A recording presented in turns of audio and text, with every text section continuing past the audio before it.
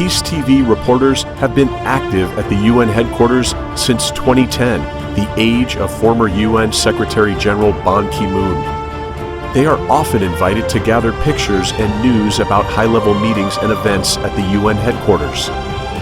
We usually report live on the scene the events of dozens of countries, including the US, France, the UK, Israel, Germany, Russia, Egypt, Kuwait, Bulgaria, Ukraine, and Morocco, and the EU at the UN headquarters and their residences in New York. Our news reports have, in part, kept the international community up to date with the work of different governments so that people everywhere will know the great efforts and contributions of the UN to world peace, international affairs, and multilateralism.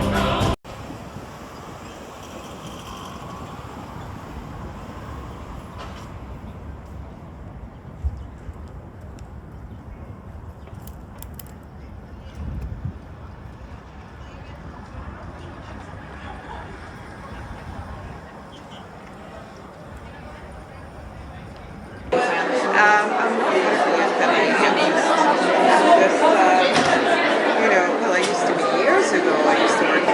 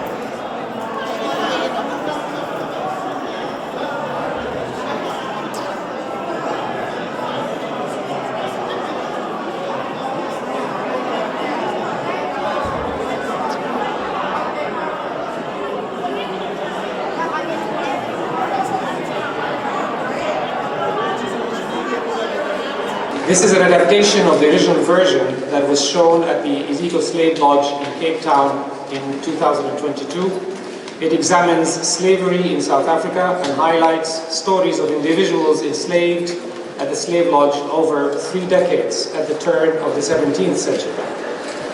I would like to thank the United Nations Population Fund, UNFPA, as well as the permanent missions of South Africa and the Netherlands who are with us here today for working with us to organize the event tonight and to highlight this very powerful exhibit. I now would like to invite His Excellency, the President of the General Assembly, His Excellency Dennis Francis. Your Excellency Maher Nasser, Permanent Representative of the Republic of South Africa, Your Excellency Yoka Brandt, Permanent Representative of the Kingdom of the Netherlands, Under-Secretary General for Global Communications Melissa Fleming, Chef du Cabinet for the Secretary General Courtenay Rattray, Excellencies, ladies and gentlemen, dear friends. We gather this evening to explore and appreciate more about a sensitive chapter in our history. One that is often overshadowed by the larger narrative of the transatlantic slave trade and the existence of chattel slavery. Yet the essence is the same, namely the apparent human instinct to subjugate other human beings. Let me therefore take this opportunity to thank the organizers for creating this revelatory exhibition shedding light on this important topic, and for their dedication to deepening our understanding of our past.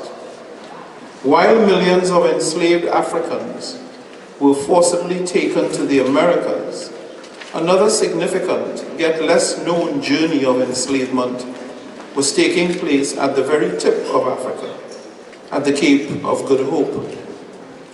For 2 full centuries, the Dutch East India Company forcibly captured and deported over 70,000 men, women, and children from Southeast Asia to Cape Town.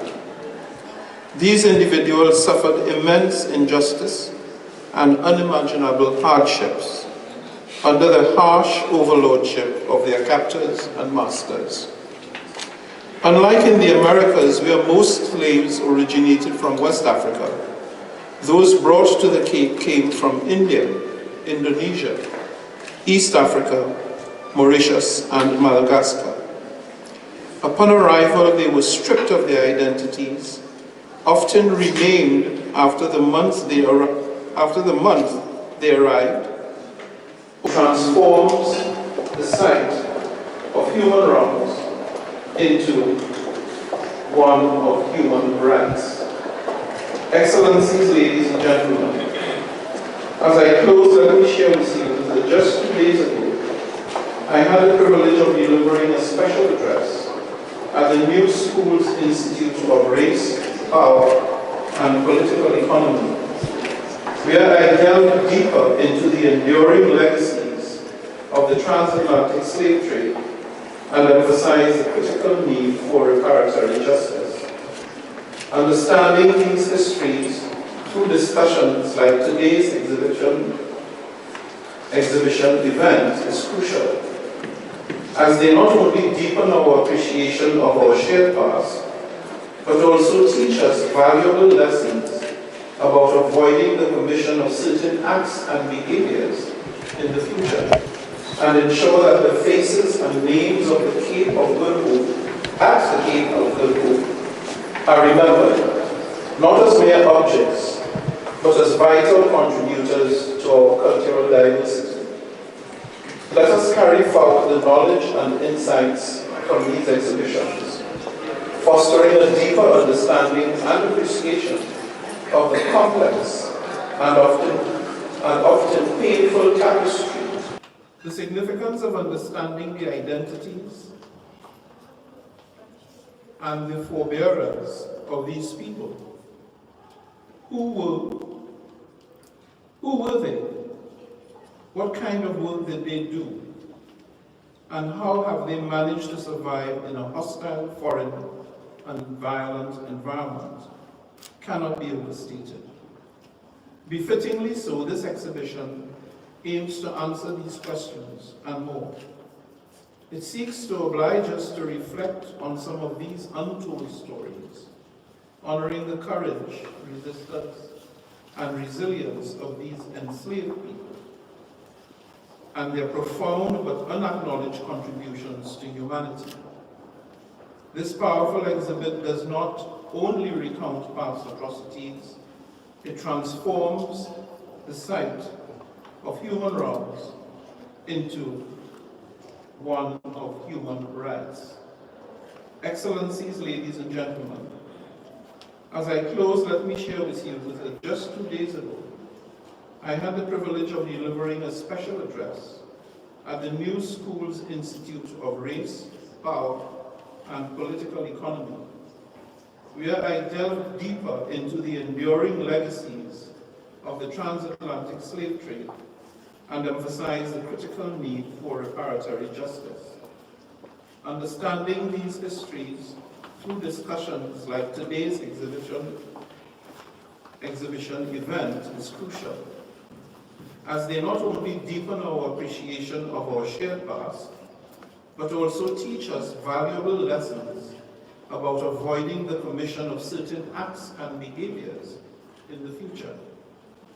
By bringing these harrowing histories into our collective consciousness, we give form and voice to the unseen and voiceless, and ensure that the faces and names of the Cape of Good Hope, at the Cape of Good Hope, are remembered, not as mere objects, but as vital contributors to our cultural diversity. Let us carry forward the knowledge and insights from these exhibitions, fostering a deeper understanding and appreciation of the complex and often painful tapestry of our complex human heritage. Let this process of learning and reflection be another crucial step towards acknowledgement and redress, never forgetting the hard lessons of the past and respecting the sacrifices of those who came before us. I thank you. Thank you, Your Excellency. I'd like to invite to the lectern the United Nations Under Secretary General for Global Communications, Lisa Fleming. Friends, Excellencies, we are here tonight to commemorate those who have endured a terrible fate. Enslaved under horrific conditions at the Cape of Good Hope, they were forced to live their unhappy lives under a brutal system of oppression and cruelty. And this exhibit tells so well the stories of some of those tens of thousands of women, children, and men. And it reveals also their courage and their resilience in the face of appalling atrocities, which included systematic rape, torture, and executions. We learn in this exhibit of those who refused to submit to the barbaric system and who organized resistance and revolts. We stand with those acts of resistance today as we reject all narratives of dehumanization and we reject racism, because those are the same narratives that drove the global slave trade. And for so many dark centuries of oppression across the Atlantic and within South Africa too, and that we were used to justify acts, and that were used to justify acts of trafficking, of forced labor, and sexual violence against countless generations of Africans and Asians, and who were traumatized by white enslavers. The legacy of those heinous acts remains with us today. We see it still in prejudice, in discrimination, in poverty, and in violence that plagues our troubled world. This work is vital and it's also urgent, and it begins, as always, with remembering and with honoring and preserving this history, which is what makes this exhibit such a powerful contribution to that work. So as you walk around and study and observe the exhibit and learn about the shocking stories of those who suffered under slavery, I invite you all to take a moment to reflect on how far we still have to go to address this terrible legacy, but also on how you and we can make a bigger impact on that work. Thank you.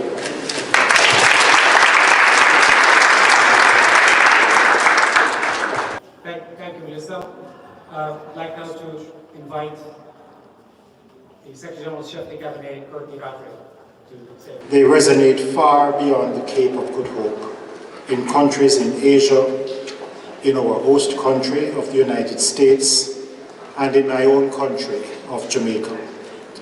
This resonance is because these systems, the brutal systems of slavery that brought Asians and other Africans into South Africa, and that brought Africans across the Atlantic into the Americas, these systems share certain commonalities.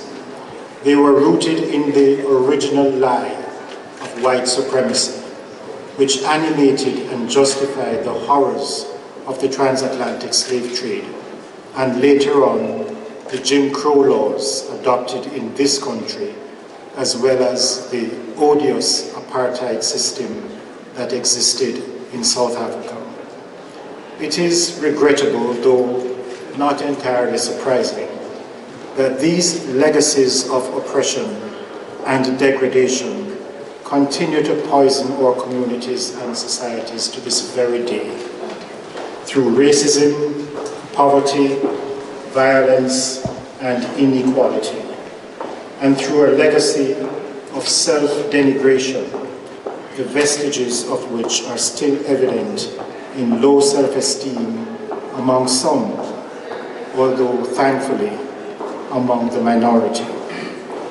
Let me say that this stain on the collective history has particular meaning for all of us who will take the podium this evening.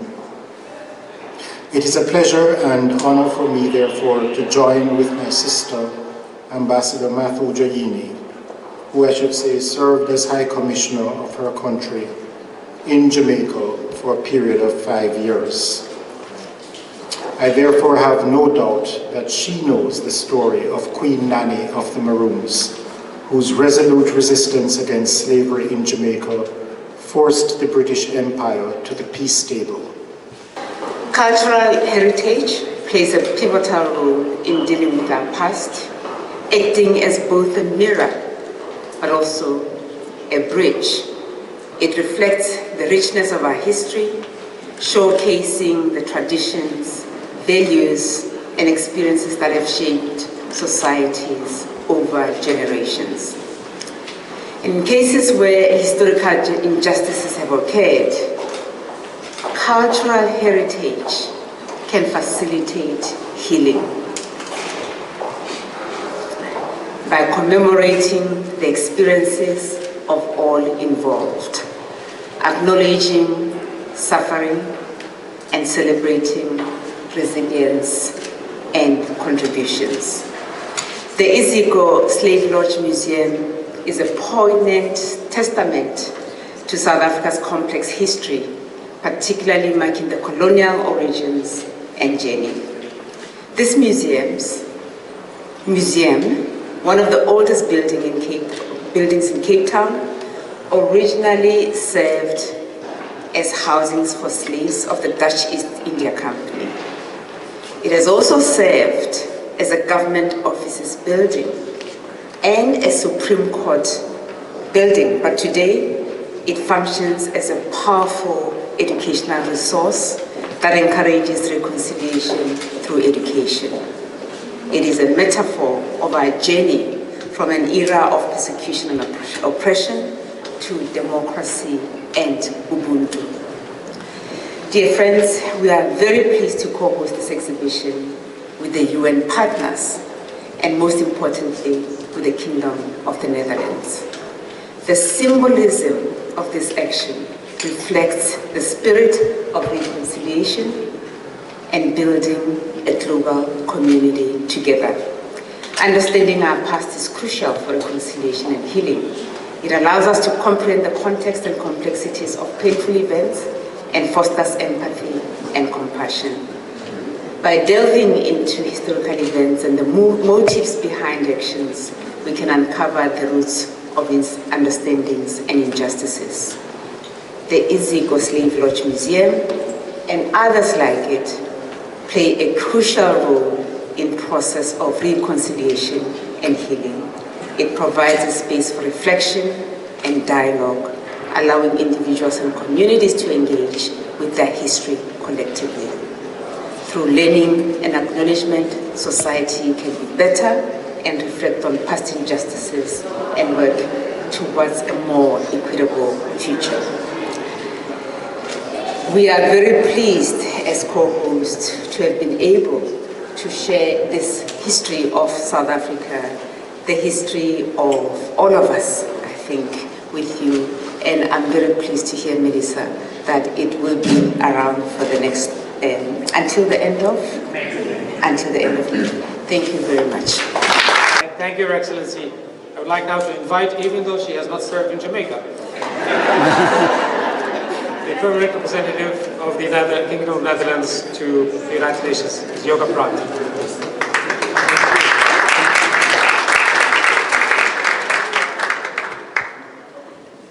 Thank you very much, Maher, and good evening, colleagues, PTA on its way out, the USGs, Melissa and Courtenay, and of course my dear colleague and friend Matu. I would like to start by also joining all of you in thanking the Iziko Museum and all the other partners for making this exhibition possible, because I think it's important. I may not have served in Jamaica, but I did serve in South Africa. And I did so in the period 92-95, so when the country was going through its democratic transition. So I can safely say that I feel connected to the people, to the country, and to its history. So it's a special privilege for me that we do this together. But I think the exhibition is also important, as others have said, because it reminds us of these untold stories of enslaved people, the stories of courage, resistance, and power indeed, stories that tell us more about who the enslaved were, as the title of the exhibition also says. But also because it reminds us that slavery was not something that happened long ago, far away, by a few, but it was a system that permeated all parts of our society, and that its legacy is still very much with us. Looking at my own country, for more than 250 years, the Netherlands had colonies in various parts of the world, and almost 500,000 enslaved people ended up in the Dutch colonies. That was the case in the Americas, in Suriname, Aruba, Curaçao, Sint Maarten, and it was also the case at the Cape of Good Hope, as shown by this exhibition. The Dutch East India Company established a trade port in the then Dutch Cape colony, and for years transported and enslaved persons from the Indian subcontinent, from Southeast Asia, and from East Africa. We can only look back on our own involvement with slavery with horror, sorrow, and shame. But we also need to look ahead and come to terms with this painful history and to face uncomfortable truths. As many of you are aware, last December the Dutch Prime Minister Mark Rutte moved to offer a formal apology on behalf of the Dutch state for the Netherlands' historical role in the slave trade. He offered this apology to people that were enslaved in the past, everywhere in the world, and who suffered the consequences of Dutch actions, as well as to their daughters and sons, and to all their descendants, up to the present day. A formal apology from His Majesty the King, Willem-Alexander, followed on the 1st of July last year. But a formal apology can ever only be a first step in a process. Because we must not only confront our past, we must also recognize the impact that this history of slavery and colonialism has today. and how it manifests itself, as other speakers also have said, in prejudice, discrimination, racism, and inequality. That's why we feel, cultural actions and presentations like these are very important. It's important to commemorate. And so the Kingdom of the Netherlands this year commemorates 160 years since the abolition of slavery. A commemoration that is done together with Suriname and partners in the Caribbean. It is to make sure that this legacy that is painful and shared will remain in our minds and on our agendas. And I think an important step towards that is that it's been decided to open a National Museum of Slavery in Amsterdam in a couple of years' time. Because we want the history of slavery to be remembered, its legacy in today's society to be acknowledged, and the role of those who were enslaved to be told. Like the stories of John Lumat and Lena van der Kaap and Jan's meeting that you will see here behind us.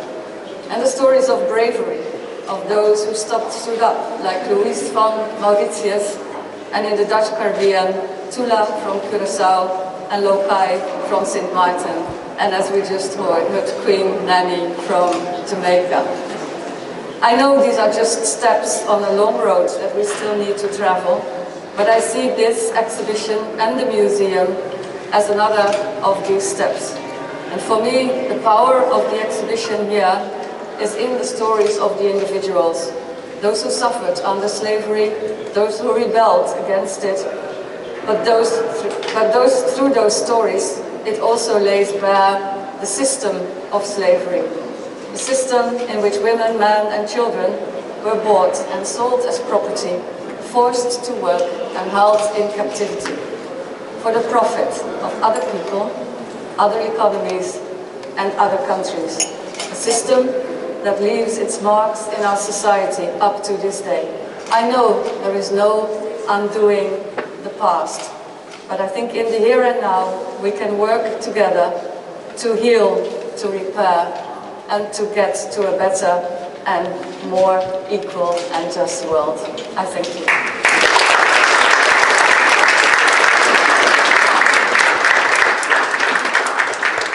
Thank you, Your Excellency. That concludes the formal speeches for tonight. I would like to invite you to visit the exhibit. We have colleagues from the division who can talk to you more about it. I'd like to thank them for the excellent work they have done. Once again, we're very grateful for your presence. Thank you.